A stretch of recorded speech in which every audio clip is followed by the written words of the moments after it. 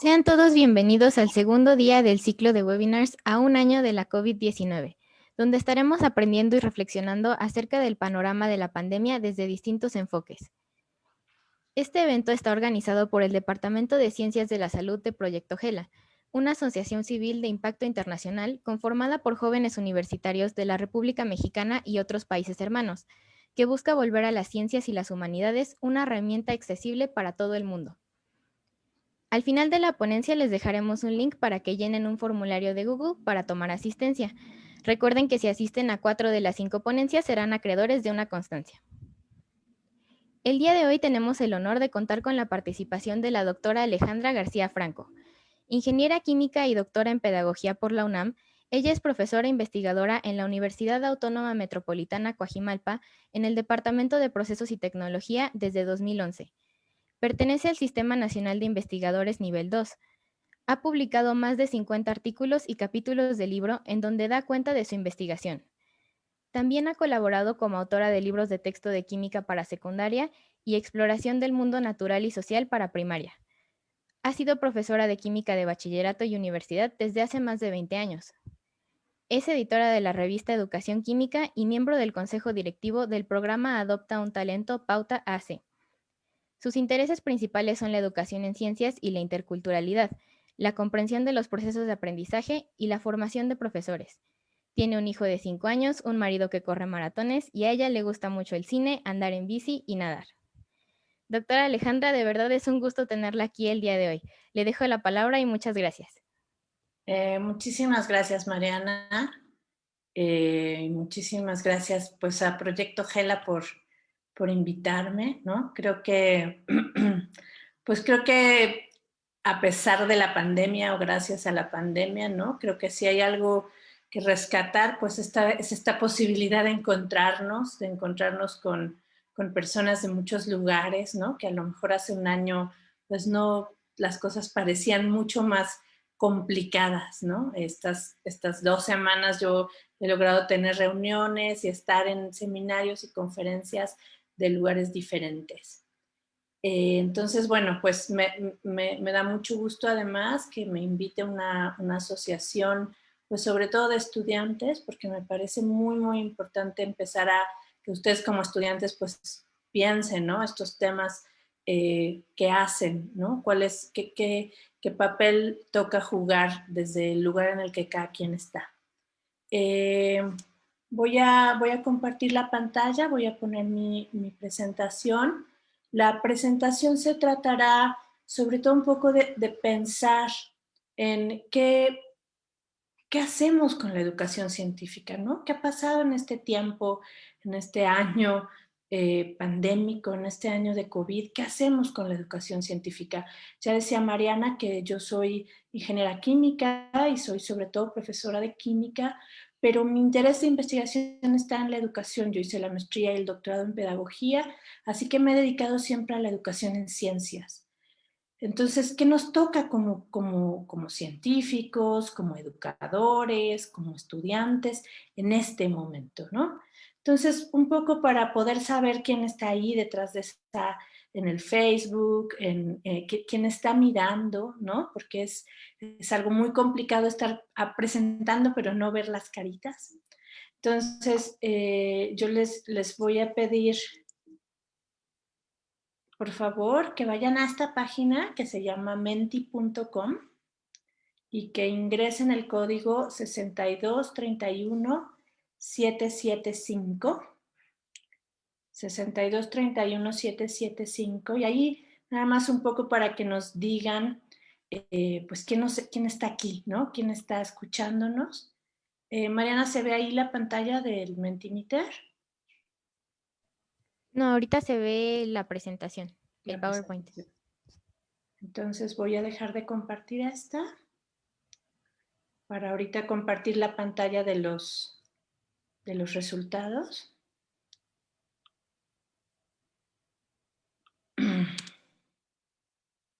Ya tenemos allá 5 conectados, tenemos 3 estudiantes de licenciatura en ciencias, como estas ciencias de la salud, pues a lo mejor hay más interesados en eso. No sé si más se pueden conectar porque veo a bastantes conectados. Más estudiantes de licenciatura. Más estudiantes de licenciatura. Ahora sí se ve la pantalla de Mentimeter, ¿verdad? Sí, ya se ve. Ok.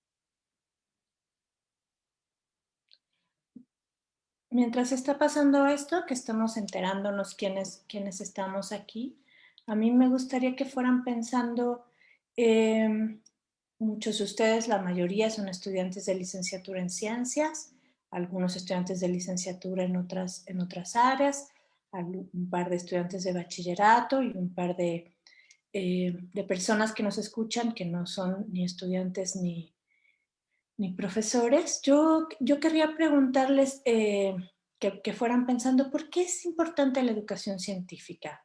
Dado que ustedes en su mayoría son estudiantes de licenciatura en ciencias, pero ¿por qué piensan que es importante la educación científica para el público en general?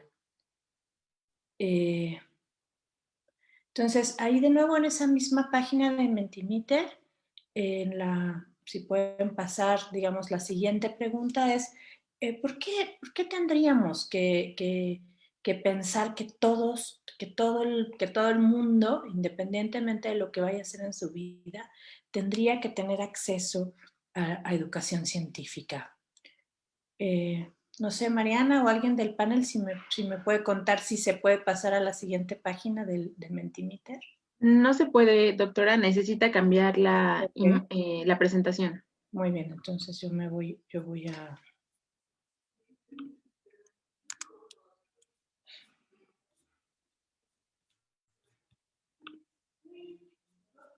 Ok, entonces, ya está ahí la siguiente. Sí, Sí, ya se cambió. Perfecto. Quisiera escuchar algunas respuestas. ¿Por qué es importante? Y yo sé que a lo mejor parece como, pues, qué pregunta, ¿no? Pero quisiera que no siempre pensamos por qué y para qué tenemos que educar en ciencias. Entonces, si algunos pudieran compartirnos sus reflexiones sobre por qué es importante.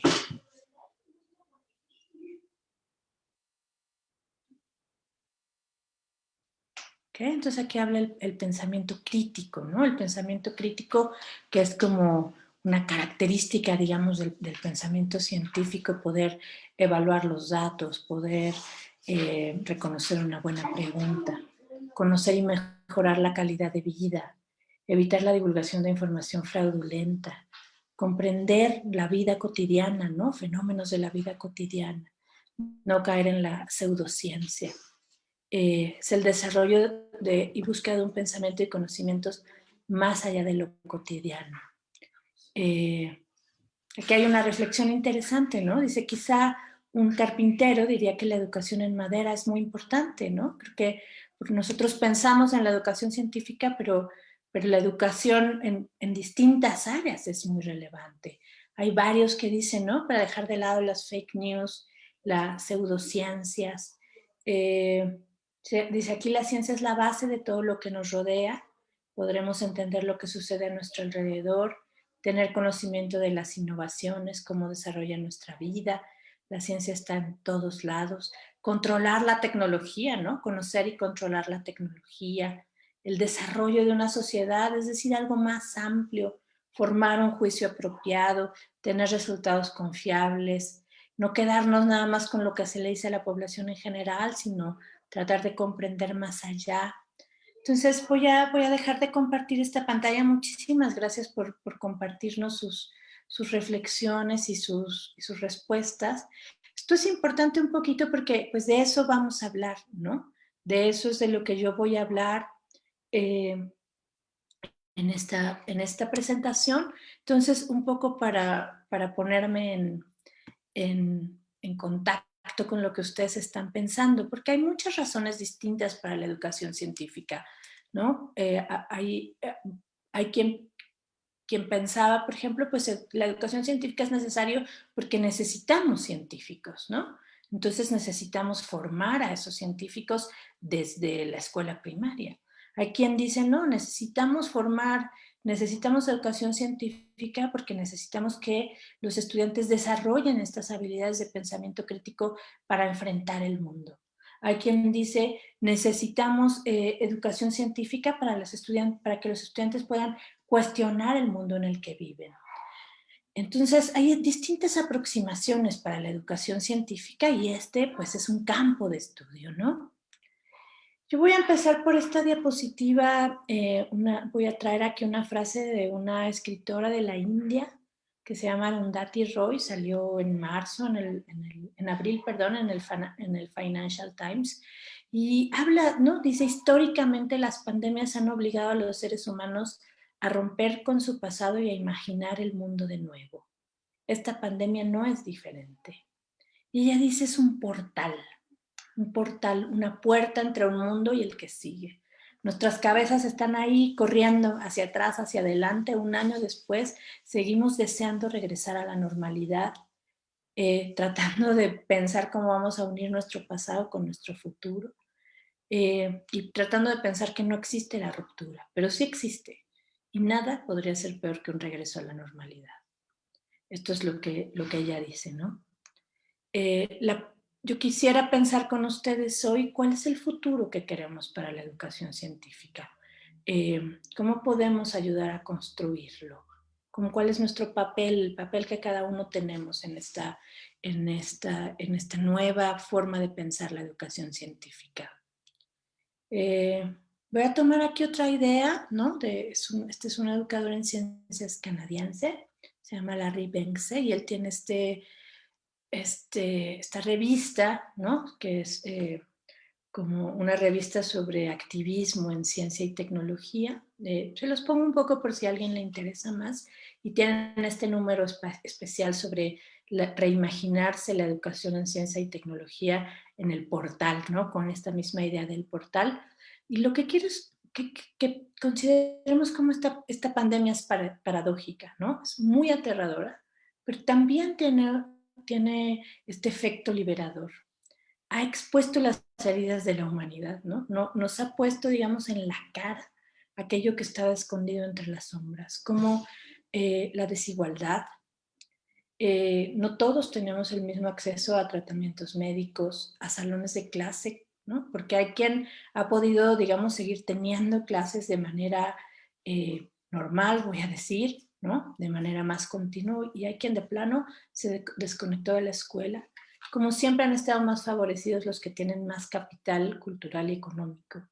Así que podríamos pensar en esta pandemia también como una oportunidad para reeducarnos, para reflexionar en lo que es más importante, qué es lo que necesitamos cambiar, cómo podemos escuchar a los otros, ser solidarios, actuar, ¿no? Actuar para tener un mundo en el que queramos vivir, que ya no va a ser el de antes. La ciencia obviamente pues ha estado muy presente en la vida durante este año, ¿no? Mucho más presente probablemente que en todos los años anteriores que les haya tocado a los estudiantes, ¿no? El desarrollo de vacunas, el tratamiento médico, cómo se habla en las noticias sobre temas que tienen que ver con la ciencia, ha estado siempre muy presente, ¿no? Esta es una ilustración que salió en la revista Science en mayo, y dice literal, ¿no? Es un poco esta pintura de un pintor japonés, de la ola, pero aquí la ola son esos miles de artículos que están literalmente ahogando a los científicos, ¿no? Para poner algunos números, estos números los tomo de un artículo que recién se publicó el 14 de diciembre, que dice que, por ejemplo, en la base de datos de PubMed, con la que a lo mejor algunos de ustedes están familiarizados, se han publicado 74,000 artículos en este tiempo sobre COVID-19. Son más del doble de los que existen sobre polio, sarampión, cólera, dengue y otras enfermedades que han azotado a la humanidad durante muchos siglos. Una revista este año recibió 9.700 artículos sobre COVID-19. El New England Journal of Medicine, que es uno de los más, digamos, renombrados, recibió este año 30.000 artículos, el doble, perdón, de los artículos que recibió en el año pasado, ¿no? Es decir, hay una producción de conocimiento científico enorme. De alguna forma dicen, la ciencia se covidizó. Todo lo que estaban haciendo los científicos, lo que estaban haciendo los físicos, y para mí ha sido muy interesante como el tema de los aerosoles, ¿no? Todos los físicos que hacían partículas y dispersión de partículas y que solamente habían pensado en una enfermedad contagiosa pensando en que no les diera, pues ahora se pusieron a pensar cómo se transmite el virus. Y los que estaban haciendo edición genética, pues se pusieron a hacer edición genética sobre este virus. Y todo el mundo, ¿no? Todos los científicos voltearon a ver dejaron de hacer lo que estaban haciendo, no todos, pero un número importante, una encuesta que hicieron como con cerca de 2.500 investigadores en Estados Unidos decía que el 32% cambió sus intereses de investigación hacia estudiar COVID, estudiar el SARS-CoV-2, es decir, cosas relacionadas con la pandemia. Es cierto que los momentos claves de la humanidad, por ejemplo, la epidemia de influenza del 2018, la malaria, ¿no? Cuando empezó a ser un padecimiento importante para los soldados en la guerra mundial, la aparición del polio, el ébola, el Zika, han generado pues que hay dinero y que los científicos miran qué está pasando, pero nada se compara al cambio que está ocurriendo en este momento, ¿no?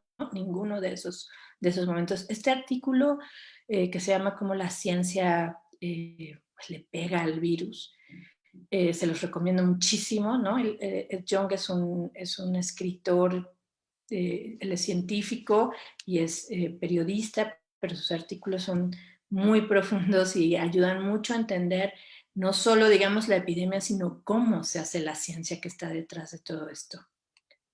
Es claro entonces que la ciencia ha cambiado. En este año, en este periodo, apenas desde marzo del 2020, yo diría que es cuando ha cambiado mucho más. Pero tendremos que pensar, ¿y la educación científica? Y pongo ahí sus 3 puntos, ¿no? Es claro que la ciencia cambia. ¿Y la educación científica ha cambiado? ¿Es distinta? Aquí voy a hablar de algo de que decían mucho ustedes cuando la preguntan, ¿no? Tomo aquí, es un póster que se presentó en un congreso que se hizo en Twitter, que se llamó Latin ChemX, ¿no? ChemX pensando en así como todos los que hacen química en Latinoamérica. Y habla de la oportunidad de aprender química a partir de las noticias falsas, ¿no? De esto que se ha llamado la infodemia también, ¿no? ¿Por qué es que la gente puede pensar que el oxímetro puede servir para robar los datos bancarios? O que los termómetros, ¿no? Pueden causar daños neuronales. O, no sé, a lo mejor ya no se acuerdan porque esta fake news fue de hace mucho, pero que en verdad en los hospitales estaban robando líquido para las rodillas. ¿Por qué podemos pensar eso? Porque hay muchas personas que creen o que piensan que esto es cierto. ¿Y qué nos toca hacer desde la educación respecto a ello, ¿no?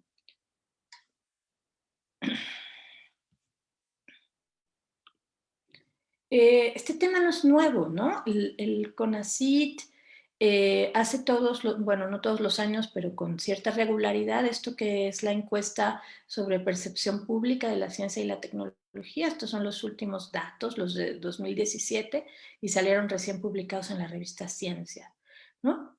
Por ejemplo, el 81% de los mexicanos que contestaron esa encuesta piensan que los antibióticos sirven para tratar enfermedades causadas tanto por bacterias como por virus. El 33% cree que algunos objetos voladores no identificados son vehículos espaciales de otras civilizaciones. El 34% cree que algunas personas tienen poderes psíquicos. Entonces, esto obviamente de las fake news y no es algo nuevo, ¿no? Pero esto lo que nos dice es que la educación científica, como la hemos venido planteando, pues de alguna forma no tiene los efectos que nosotros quisiéramos. Claramente tiene algunos efectos, porque ustedes son estudiantes de ciencias de la salud o de química, muchos son estudiantes de ciencias, así que la educación científica sí consiguió ese propósito, ¿no? Ese propósito de que quien quisiera estudiar una carrera científica contara con las herramientas para hacerlo. Hemos aprendido en este tiempo muchísimas cosas, ¿no? Casi todo el mundo que ve esa imagen reconocería de qué estamos hablando. Tenemos una nueva terminología en nuestro vocabulario que no teníamos hace un año, ¿no? Inmunidad de rebaño, videoconferencia, número R, periodo de incubación, comorbilidad. Hemos aprendido un montón de cosas. Entonces, hemos presenciado un fenómeno, hemos incorporado palabras nuevas a nuestro vocabulario, no necesariamente hemos aprendido. Ustedes decían al principio, pues la ciencia sirve también para comprender el mundo, ¿no? Los fenómenos cotidianos. Este se nos volvió el fenómeno cotidiano. Pero hemos sido también testigos, ¿no? Hemos sido testigos de que necesitamos herramientas, por ejemplo, para entender relaciones cuantitativas, de que necesitamos entender que la ciencia produce modelos y que no produce siempre respuestas absolutas. Y hemos sido testigos de que hay que pensar en representaciones visuales que ayuden a comprender. Todo este tiempo hemos sido testigos de cómo los científicos han tenido que estar en el radio, estar en la televisión, estar en Facebook, ¿no? Como grupos como el de ustedes se preocuparon por dar herramientas para que más gente tuviera estas herramientas para pensar en lo que nos estaba pasando. Hemos sido testigos también de que la pandemia no está solamente relacionada con el aspecto biológico, con el aspecto epidemiológico, ¿no? Está relacionada con el aspecto social, está relacionada con el aspecto económico. Entonces, lo que nos ha quedado claro es que este es un tema complejo, en el que hay un montón de incertidumbre, hay mucha inequidad, ¿no?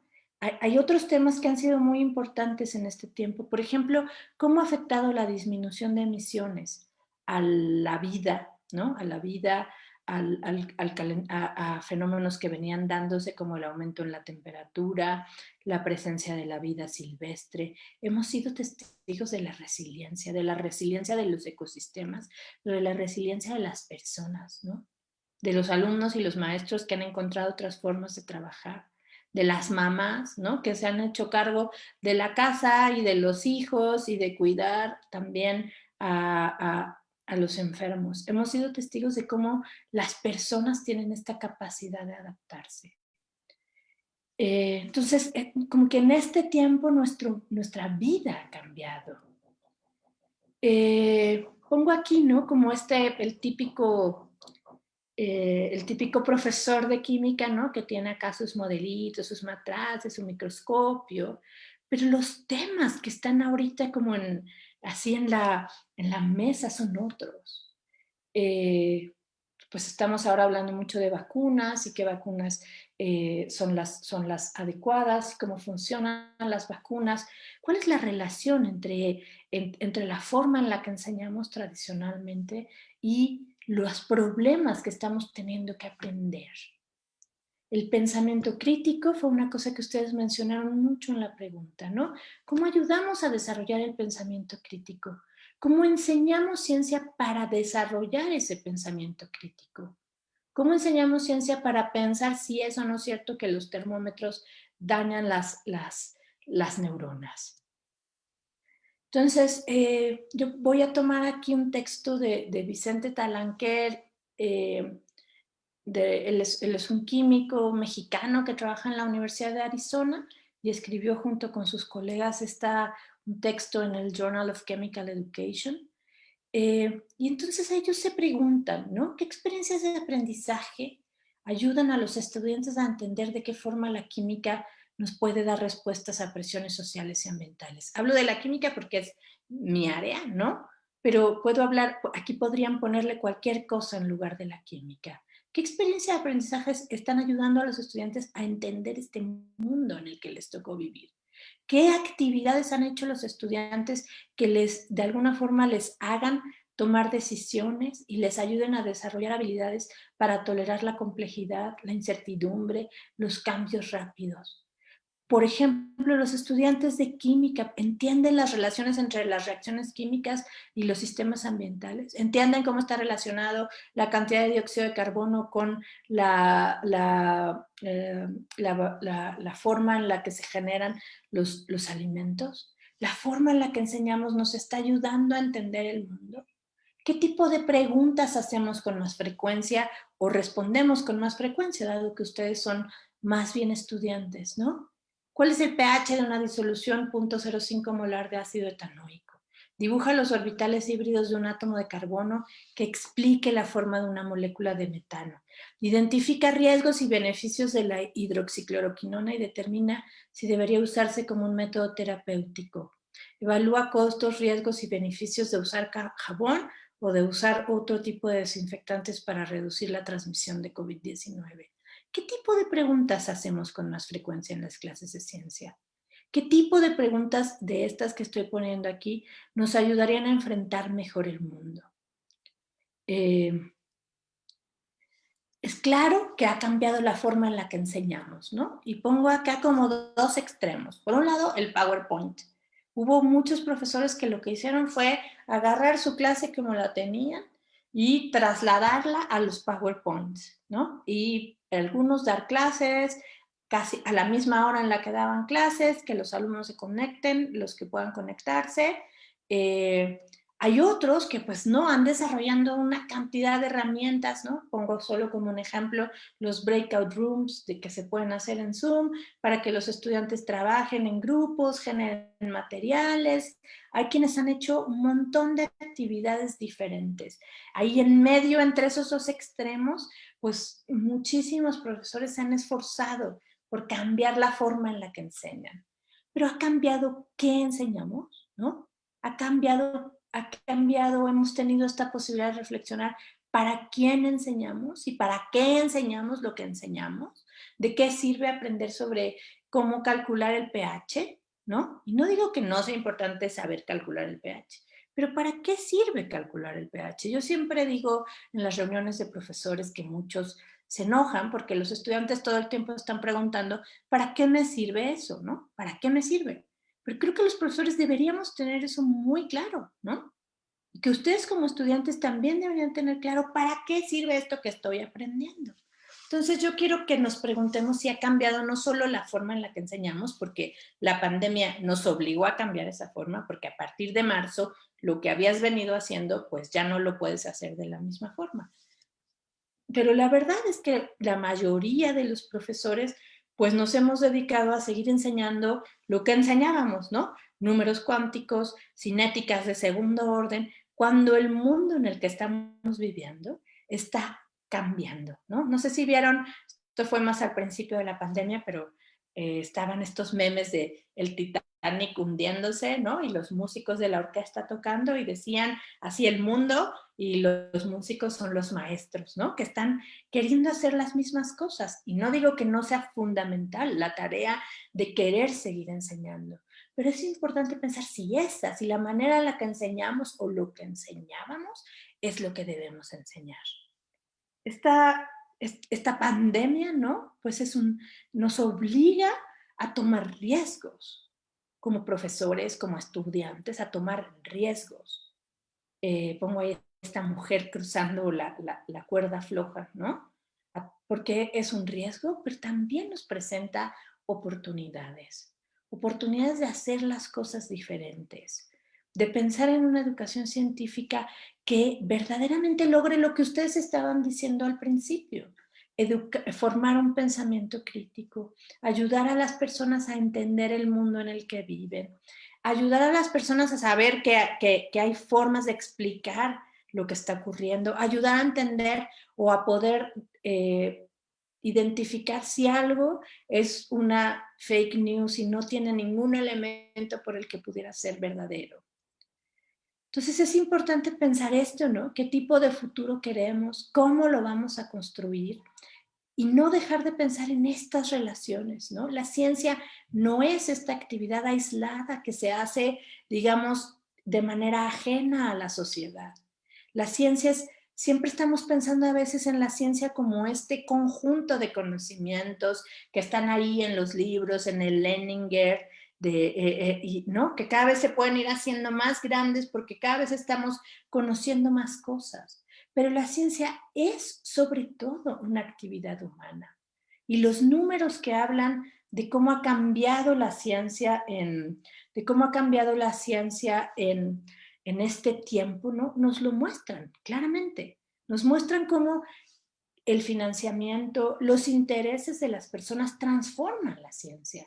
Entonces, la ciencia está relacionada con la sociedad, está relacionada con el ambiente, está relacionada con la tecnología. No pueden ser solamente estos hechos y procedimientos que muchas veces es lo que enseñamos en nuestras clases de ciencias.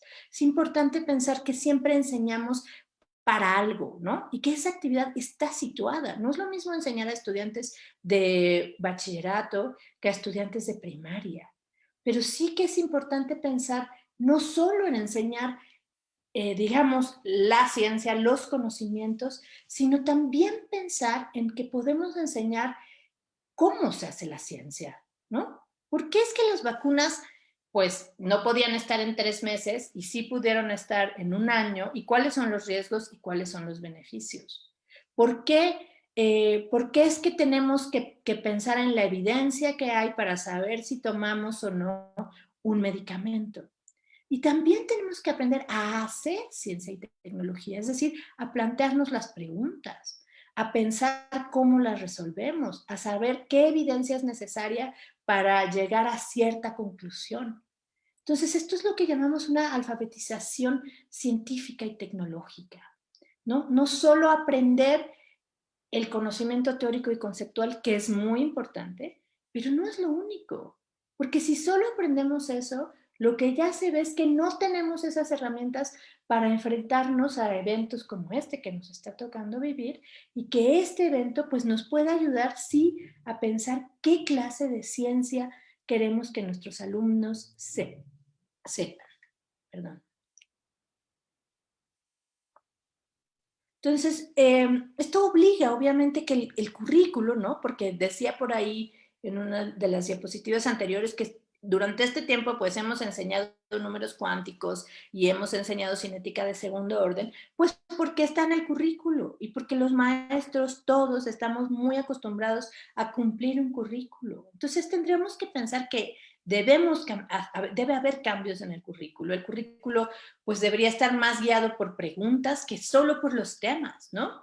Nosotros aprendemos de química y siempre aprendemos átomo y molécula y nomenclatura y lo aprendemos en secundaria y luego en bachillerato y luego en la universidad porque cuando los estudiantes llegan a la universidad resulta que parece que no habían aprendido antes. Sí habían aprendido, pero cuando ese conocimiento no tiene relación con las preguntas que se hacen, pues se va quedando ahí, ¿no? Como un cierto conocimiento inerte.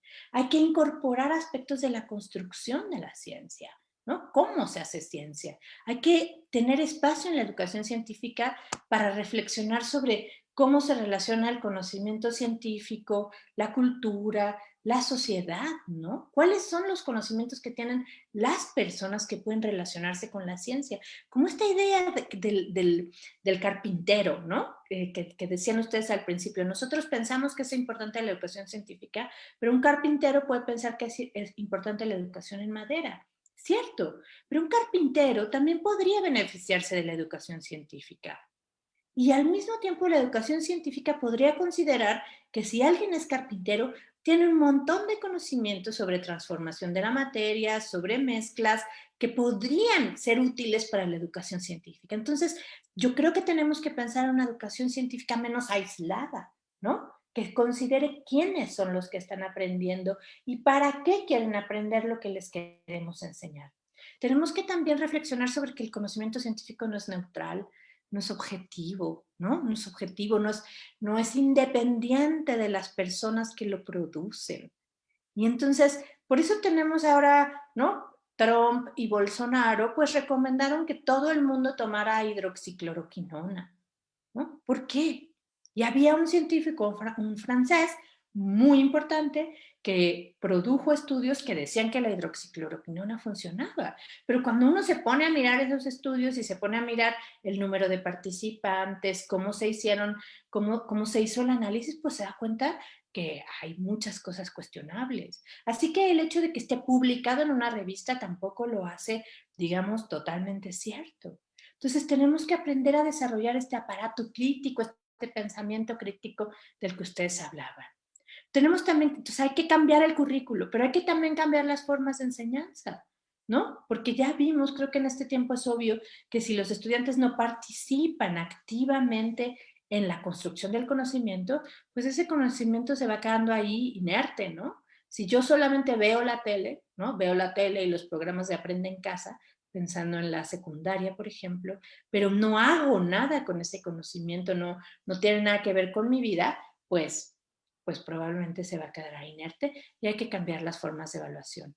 Creo que en este tiempo ha sido obvio, ¿no? Hay muchos profesores que se han preocupado, ¿cómo le voy a hacer para que mis estudiantes no copien? Y hay quienes han pedido que se pongan un espejo y que tengan la computadora solamente 2 horas, porque eso es lo más importante, ¿no? Yo creo que deberíamos preguntarnos, ¿cómo puedo hacer un examen donde ni siquiera se puedan plantear copiar? O que copiar no signifique copiar, sino colaborar. Necesitamos entonces pensar en otras formas de enseñar para que los estudiantes puedan ser más autónomos, más críticos, ¿no? Y entonces estemos contribuyendo a la formación de ciudadanos. No estoy redescubriendo el hilo negro, ¿no? Aquellos que me escuchan o que a lo mejor han escuchado sobre educación en ciencias, esto, aunque la pandemia sí es un evento nuevo, hace mucho tiempo que se viene hablando de aprendizaje basado en proyectos, de aprendizaje colaborativo, de aprendizaje significativo, de relaciones entre ciencia, tecnología y sociedad. Lo que es importante es que en esta oportunidad pues podamos hacerlo, porque yo pienso que ya no hay de otra, ¿no? Que no podemos regresar a esa educación científica en la que lo que más importa son los hechos y los procedimientos. Y tendríamos que saber para qué queremos hacerlo, ¿no? Porque si no tenemos claridad en lo que queremos lograr, pues no importa un poco cómo lo hacemos, ¿no? Un poco como cuando Alicia, cuando el conejo le decía a Alicia, ¿no? Si no sabes a dónde quieres llegar, pues no importa el camino que tomes. La pandemia ha probado nuestra resiliencia como educadores y como educandos, ¿no? Como aprendices. Cómo salgamos de esta pandemia, pues también probará nuestra imaginación y nuestra creatividad. Y con esto yo cierro, ¿no? Vuelvo a recordar esta idea del portal. Ahí está mi correo, ¿no? Si ustedes quisieran escribirme. Y pues dejo todo el espacio más bien para las preguntas y los comentarios, y un poco, me encantaría saber un poco qué les sugiere esto de lo que hemos hablado, ¿no? Muchas gracias. Muchísimas gracias, doctora, por esta ponencia que tocó temas tan importantes, que nos mostró cómo ha cambiado el mundo ante la pandemia y que nos deja mucho que reflexionar y pues nos invita a ver nuestra realidad desde una nueva perspectiva. Más adelante le haremos llegar una constancia por su participación y para los asistentes ahora colocaremos el link al formulario y tendrán una hora a partir de este momento para llenarlo. Pueden dejar sus preguntas en el chat de Facebook y de Zoom o en la sección de preguntas y respuestas de Zoom y yo las iré leyendo para que la doctora pueda responderlas.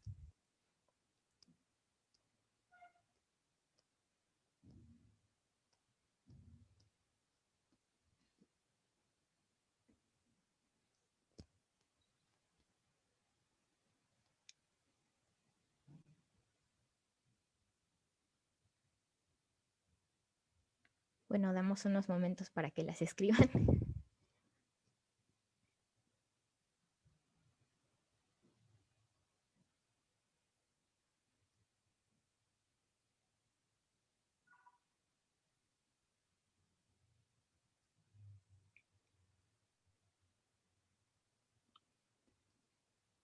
Nos pregunta María Girola, en la enseñanza de química, ¿qué páginas, herramientas ha implementado y recomienda o qué dinámicas? Em, Gracias, María.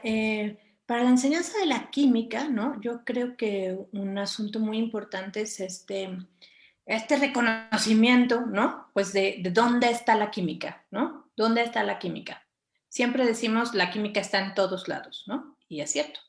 Pero es importante pensar dónde podemos, digamos, generar conocimiento químico que nos ayude a entender el mundo en el que vivimos. Entonces, yo pienso, por ejemplo, ¿no? Y voy a hablar de algo que yo trabajo con mis alumnos, un problema que no tiene que ver con el COVID, pero que sí tiene que ver con de dónde sale el oxígeno, bueno, sí tiene que ver ahora que lo pienso, de dónde sale el oxígeno para los tanques medicinales, ¿no? ¿De dónde se obtiene el oxígeno para los tanques medicinales? Entonces, nosotros pensamos esa pregunta y entonces tenemos que generar una respuesta, ¿no? No es tan trivial, ¿no? ¿Cómo obtengo el oxígeno para los tanques medicinales? Entonces, para responder esto, por ejemplo, se tienen que utilizar pues, un modelo en el que comprendamos que la materia está formada de partículas. Para comprender eso, pues hay muchísimas páginas que tienen simulaciones. Yo no sé si ustedes conocen, por ejemplo, hay una que se llama eh, FET, pues lo voy a poner aquí en el chat, ¿no? Como Physical Education Simulaciones, en las que ustedes pueden encontrar simulaciones de física, de química y de biología, de muchos temas distintos y que son muy útiles para ayudar a los estudiantes a aprender. Estas yo las he usado desde antes del tema virtual, ¿no? A mí, por ejemplo, ahora esta herramienta como la que yo les ponía al principio del Mentimeter, me ha servido muchísimo, pues esto, para tener cierta, pues, impresión de cómo están los estudiantes, ¿no? De qué es lo que les está pareciendo más importante. Por ejemplo, la posibilidad de hacer documentos colaborativos, la posibilidad de hacer estos grupos pequeños en Zoom, ¿no? Donde los estudiantes puedan, pues ahí interactuar y hacer un producto. Hay un montón de herramientas en las que los estudiantes pueden producir cosas, producir podcasts, producir videos. Entonces, creo que hay que hacer uso de esas cosas para que lo que los estudiantes hagan ahora, pues tenga esa posibilidad de salida, ¿no? Un cómic, un podcast, un video de YouTube o de TikTok, ¿no? Donde tengan que explicar algo que les interese a ellos. Creo que lo que ha sido más importante para mí en este tiempo y también ha sido muy frustrante, ¿no? Como a veces estar en una sesión, por ahí leía que ahora todas las clases parecen sesiones espiritistas, ¿no? Porque todo el tiempo estamos preguntando, ¿estás ahí? ¿No? Y si estás ahí, dame una señal de que estás ahí, porque a veces los estudiantes no están acostumbrados a participar, no están acostumbrados a eso y nosotros, pues cuando estábamos en clase teníamos otras herramientas. Así que pensar en estas herramientas interactivas. Yo también uso Moodle para las clases, ¿no? Porque te deja ahí poner un montón de material, ir generando las tareas. Entonces, pues ha sido un tiempo de buscar herramientas y creo que afortunadamente se han hecho presentes muchísimas herramientas diferentes. Para química, simulaciones, hay laboratorios simulados, ¿no? Porque pues los laboratorios claramente no tienen eh, no hay manera, ¿no? Pero sí, yo no lo he hecho porque no he sido profesora de laboratorio en este tiempo, pero tengo colegas que pues los han puesto a hacer mezclas, a hacer reacciones en la estufa, a mirar más de cerca el mundo, eso lo decían ustedes, ¿no?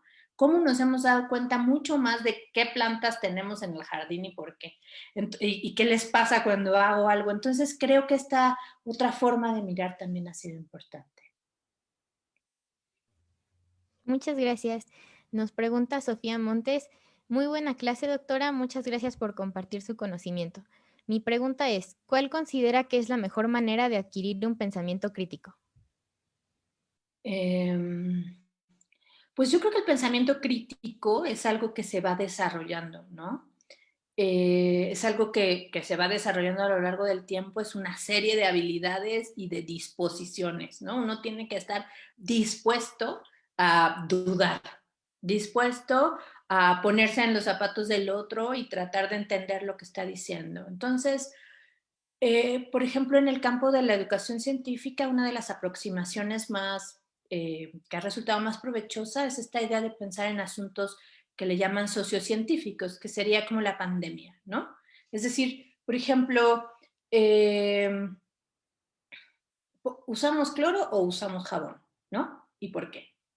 Entonces, si tengo que responder esa pregunta, ¿es mejor usar uno o el otro? Pues tengo que ir y buscar conocimiento sobre cómo funciona el cloro, cómo funciona el jabón, cuánto cuesta el cloro y cuánto cuesta el jabón, porque no es solo un asunto de funcionamiento. Tengo acceso al cloro de la misma forma que tengo acceso al jabón para poder dar una respuesta. Y entonces tengo que plantear distintas posibilidades. Eh, ¿Usamos bolsa de plástico o bolsa de papel? ¿No? Porque de pronto prohibimos todo el plástico, pero es cierto que el papel es mucho mejor, ¿de verdad? Entonces tenemos que ir generando preguntas. Yo creo que la mejor forma de desarrollar el pensamiento crítico pues es a partir de preguntas y tratar de ir pues evaluando esas preguntas, ¿no? ¿Sembramos o no sembramos maíz transgénico?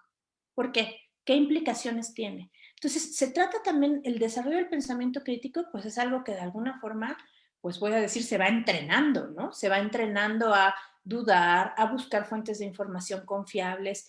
Creo que siempre partir de temas que sean relevantes para los estudiantes y donde haya diversas respuestas, ¿no? No vamos a desarrollar pensamiento crítico si la única pregunta es ¿cuál es el pH de una disolución? Tengo que pensar en preguntas que tienen distintas respuestas y puede ser que para contestarlas el pH sea relevante y entonces tengo que aprender pH. Pero la pregunta tiene que ser más amplia si lo que busco es que los estudiantes desarrollen el pensamiento crítico. Me gustaba este que les presenté del profesor de química, que también fue mi alumno de maestría en docencia, y él ponía esto, ¿no? Ponía a sus alumnos del bachillerato a discutir sobre si era o no posible que el termómetro dañara las neuronas, ¿no? Porque más allá de que nosotros digamos, eso no es una fake news, bueno, sí, pero hay gente que lo cree, ¿no? Entonces, ¿cómo le explicarías a la gente que eso es una fake news? ¿Cómo das esas herramientas? No se trata solo de decir, no, eso está mal. No, porque hay gente que lo cree, por alguna razón la cree. Igual que hay gente que ahora dice, no, primero, ¿por qué los científicos se tardan tanto en hacer una vacuna? Y después, porque no, yo no, mejor no me vacuno, ¿no? Hasta que pase más tiempo. ¿Qué herramientas pueden ustedes como científicos, como divulgadores de la ciencia, qué herramientas pueden darle a la gente para que vaya desarrollando este pensamiento crítico alrededor de temas que les interesan? Perfecto. Luis Ángel Ortiz Padilla nos pregunta, ¿cómo no morir en el intento en este confinamiento dentro de casa para continuar aprendiendo de forma autodidacta e incrementar el interés por conocer también temas nuevos? Gracias, muy buena plática para reflexionar. Gracias, ¿no? ¿Cómo no morir en el intento? Eso es la pregunta, ¿no? Porque creo que también hay que reconocer, ¿no? Y es parte de reconocer también las emociones que tenemos, que las emociones son también fundamentales, digamos, para poder regularnos, para poder ser autónomos. Y esta parte de, pues ya sí, también estamos cansados, ¿no? En la UAM empezamos clases la semana pasada, ¿no? Empezamos el trimestre, cuando ya estamos deseando que se acabe este año, a ver si el calendario nos hace alguna gracia. Entonces, pues creo que es eso, Luis Ángel, ¿verdad? Como tratar como tratar de encontrar estas cosas que sí pueden interesar a los estudiantes y que también los enganchan desde este punto de vista no solo racional, sino emocional. Por esto esta idea de las controversias científicas, por ejemplo, en las que hay cierto involucramiento, porque tiene que haber motivación para aprender. No es lo único necesario, no solo habiendo motivación aprendemos, pero si no hay motivación es muy difícil y muy pesado y puede ser que pues acabemos el examen y nos olvidemos de todo. Cómo no morir en el intento? Pues tratando de que aquello que aprendemos y aquello que enseñamos realmente nos interese, ¿no? Y nos genere pues esta chispa que siempre da cuando uno entiende algo, ¿no? Tratando tratando de esforzarse por ir no solo a ese como conocimiento superficial en el que yo puedo resolver un problema, sino generando comprensión de los temas. Isela Diosado nos comentó en Facebook: yo no tengo ninguna duda, pero me pareció muy interesante y sumamente amplia la conferencia. Son muchos temas los que puso sobre la mesa en tan poco tiempo. Felicitaciones. Muchas gracias, Gisela. Y un participante anónimo nos pregunta: hola, excelente presentación. Mi pregunta es, ¿cómo cree que influirá en las próximas generaciones este acercamiento al conocimiento científico que se ha dado debido a la pandemia? Pues yo espero, ¿no? Espero que influya de manera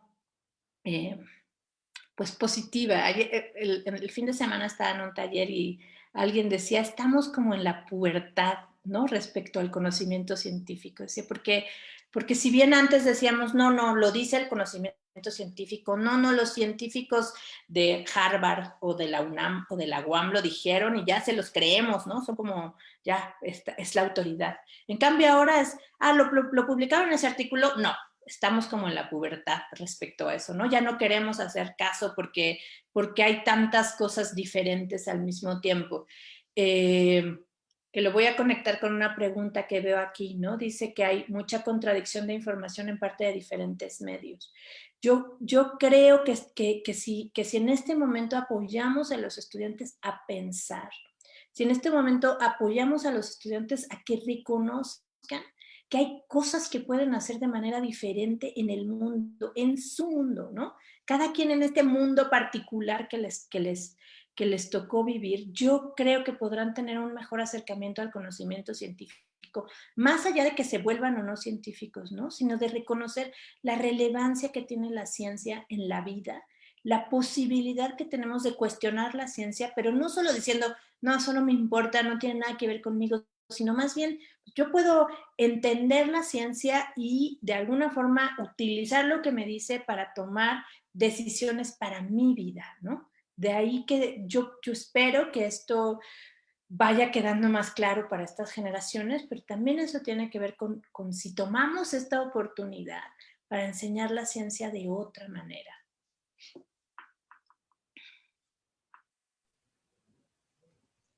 Azael Lira nos pregunta desde Facebook: buena plática, muchas gracias. Actualmente se ha visto muchísima contradicción de información acerca del COVID de parte de los diferentes medios nacionales.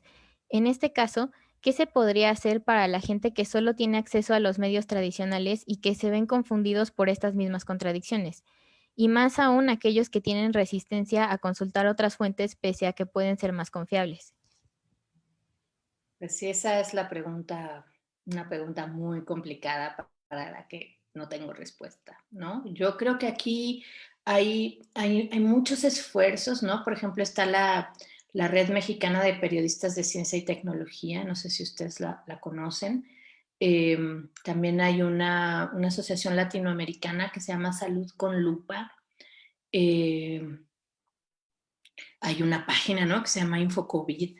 Y creo que se han hecho muchos esfuerzos para que los periodistas, por ejemplo, pensando en los medios tradicionales, se formen en ciencia, ¿no? Pero creo que aquí es un esfuerzo de muchas partes, de los dueños de los medios, de los propios periodistas, ¿no? Que busquen no solo las fuentes confiables, sino que busquen la mejor manera de hablar de estos temas, respetando al público, ¿no? Sin hablarle así como si el público no supiera nada, pero considerando estas diferencias.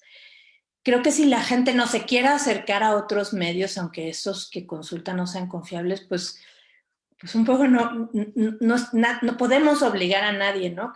Sobre todo al inicio de la pandemia, junto con otras colegas, hicimos una página en la UAM que se llamaba Covidudas, Cuaji. Y recibíamos algunas preguntas que tenían que ver con qué hago porque mis papás no creen en esto, ¿no? Mi mamá, mi mamá dice que esto es mentira. ¿Yo qué hago, no? Yo como estudiante de licenciatura de ingeniería biológica o de biología molecular, ¿qué hago, no? Porque yo le digo y no me cree. Entonces, yo creo que aquí hay que pensar también siempre en nuestra audiencia, ¿no? Cómo le hablamos a la gente, cómo ponemos a su alcance distinta información. ¿cómo, no sé, pienso, ¿no? ¿Cómo podemos hacerle ver que también estos que están inventando cosas, pues llevan una ganancia en ello, ¿no? No. Entonces, creo que se trata un poco de tratar de ser empáticos con las personas, de no acercarse desde este punto de vista de yo soy científico y yo lo sé, sino pues tratando de ser empáticos con el miedo que se genera, con la incertidumbre, con esa dificultad y desde ahí como tratar de comunicarnos. Creo que el tema, por ejemplo, de los periodistas de ciencia, de los divulgadores de ciencia, pues han hecho un trabajo, creo que muy bueno durante este tiempo, ¿no? Y así como, por ejemplo, los periodistas se han capacitado en temas de género, ¿no? Para saber cómo hablar ahora cuando hay un tema de género involucrado, cómo hay que reconocer el lenguaje, reconocer las formas de aproximar. También creo que cada vez más va a haber mejor periodismo de ciencia y tecnología. Espero, ¿no? Tengo esa confianza. Magali Mancilla nos pregunta, ¿trabajar a través de controversias científicas podemos desarrollar ese pensamiento crítico? Sí, creo que ahí, ¿no? Yo hablé de temas sociocientíficos, ¿no? Como estos que tienen que ver con lo que está ocurriendo en nuestra vida cotidiana. Pero el tema de trabajos en controversias sociocientíficos es muy interesante, ¿no? Y por ejemplo, no sé, hay quien se ha dedicado a hacer como estas secuencias de enseñanza a partir de controversias que se han presentado a lo largo de la historia, ¿no? Por ejemplo, cuando en química, ¿no? Se pensaba que había un aire que estaba flogistizado y un aire desflogistizado.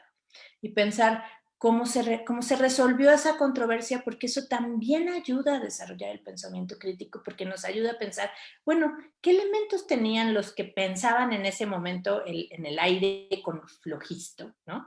Y cómo se hizo para, digamos, cambiar esa idea del aire con flojisto.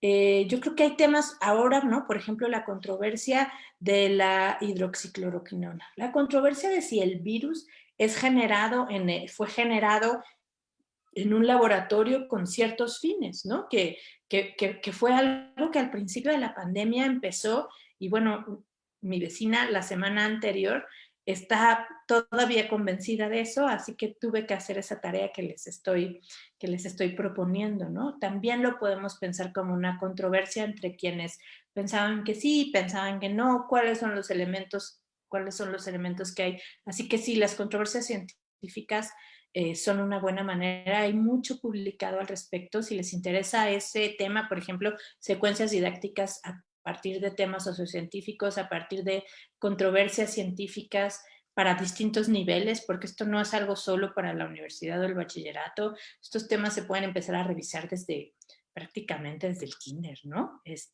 Pensar en qué material nos conviene para una bolsa es algo que pueden hacer los niños pequeños. El pensamiento crítico no es solamente para los estudiantes mayores, también desde muy pequeños. Entonces, si ustedes me escriben, yo les puedo mandar un montón de referencias que hay sobre cómo hacer esta educación más pensada en las controversias, en las preguntas, en los temas sociocientíficos. Bueno, pues ya no tenemos más preguntas. Entonces, muchísimas gracias, doctora Alejandra, por habernos acompañado el día de hoy.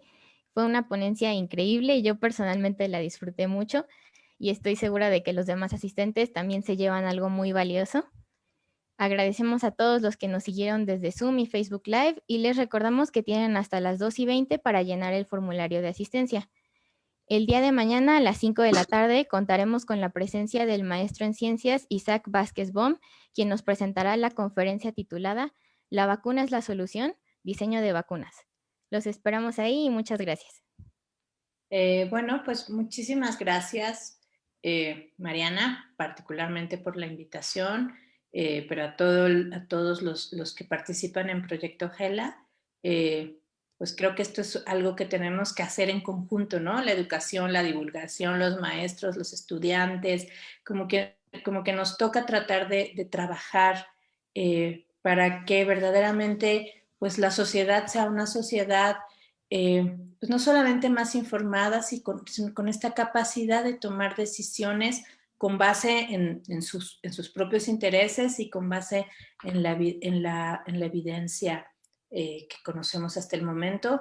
Y pues eso, ¿no? Creo que a los que son maestros, a los que han sido maestros, y a veces da mucho susto hacer las cosas de manera diferente, pues a veces hay que arriesgarse, empezar a hacerlo, saber que hay muchos otros que lo estamos intentando y que no estamos solos, ¿no? Que no estamos solos. Pues muchísimas gracias y gracias por el trabajo que hacen. Un Ay, placer. bueno, doctora, le quería pedir si podía poner su contacto otra vez en la pantalla para que lo puedan observar. Eh, Y mientras solo le iba a decir que justo cuando estábamos despidiendo apareció una nueva pregunta, entonces se la leo. Alguien que lo estaba dudando. Dice, Sí. excelente ponencia. Quisiera preguntarle a la doctora qué opina sobre el dióxido de cloro como alternativa en la cura y prevención del COVID. Muchas gracias. Yo creo, y gracias por la pregunta, ¿no? Por ejemplo, este es un tema que ha estado mucho así en los chats familiares y no solo en los chats familiares, muchos videos sobre el dióxido de cloro. Entonces, yo creo que aquí hay evidencia de que el dióxido de cloro no tiene, digamos, resultados positivos para el COVID, ¿no? Obviamente el dióxido de cloro tiene ciertas propiedades oxidantes, ¿no? Oxidantes que hacen que interactúe de cierta forma con la materia orgánica y que por eso puede generar muchos más problemas que beneficios. Entonces, yo no conozco estudios que muestren con una muestra adecuada, con una metodología adecuada que el dióxido de cloro funcione para el COVID. Por supuesto que se han hecho, si nosotros hacemos pruebas anecdóticas, alguien puede decir, no, yo me lo tomé y me curé. Bueno, sí, no dudo que eso ocurra, pero no hay evidencia. Y sí creo que es un asunto muy peligroso porque puede generar más problemas que con los que cura, ¿no? Eso. Bueno, ahora sí, muchísimas gracias. Les dejo ahí mi correo, creo que es la mejor forma de contactarme. Bueno, también estoy por ahí en Facebook con mi nombre. Y en Twitter, no sé si ustedes estén yo no era muy activa en Twitter, pero esta pandemia me volvió activa en Twitter porque me ha parecido que ahí es donde está así como la ciencia que se está haciendo, ¿no? Yo me he apasionado por el tema de los aerosoles. Yo soy química, no era mi tema, más o menos entiendo, pero me ha parecido muy impresionante cómo también los científicos le han dedicado su tiempo a esta divulgación en redes sociales, mucho más en Twitter que en Facebook, al menos en mi Twitter que en mi Facebook, porque cada quien tiene el suyo. Pero creo que también es importante esta participación, ¿no? Como divulgadores en estos ámbitos que a lo mejor no estamos muy acostumbrados y que las nuevas generaciones claramente que sí están en ello, ¿no? Y seguramente que muchísimos de ustedes estarán en ello. Entonces, bueno, por ahí estoy también en Twitter y en Facebook y en el correo. Gracias. Perfecto, pues muchas gracias, doctora. Ya la felicitan y le agradecen mucho en el chat por su ponencia. A todos les gustó mucho. Y muchas gracias a los asistentes nuevamente. Los esperamos mañana en que será el tercer día de nuestro ciclo de conferencias a un año de la COVID-19. Hasta Bueno, pues pronto. muchísimas gracias por su escucha.